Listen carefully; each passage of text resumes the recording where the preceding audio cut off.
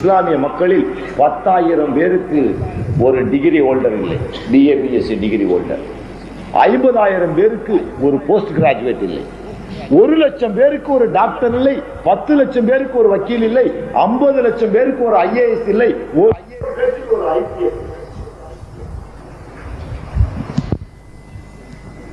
அரசாங்கம் எதுக்கு யாருக்கு நடக்குதுன்னே தெரியாம நாங்களும் ஒரு இனமா இங்க வாழ்ந்துக்கிட்டு ஏதோ வெளிநாட்டில் போய் சம்பாரிச்சு இளமையை பூரா அங்க விட்டுறான்.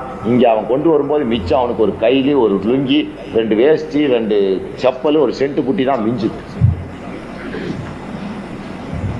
அந்நிய செலவாணி ஏதோ மீட்டு கொடுத்துட்டு அவனுக்கு இங்கேயாவது வேலையில்லா திண்டாட்டம் எங்கிட்டோ போய் பொழைச்சிக்கிட்டு இருக்கான். கொண்டாட்டி பிள்ளையெல்லாம் இங்கே விட்டுட்டு அவன் பொழைக்க போயிருக்கான். இங்கே ஒண்ணுமே வேலை இல்லாத மணியாட்டிக்கிட்டு சாமி பேர்ல ஏமாத்திக்கிட்டு தெரிகிற அயோக்கிய RSS கும்பல்கள் இந்தியாவே உனக்கு சொந்தம் நினைக்கிற.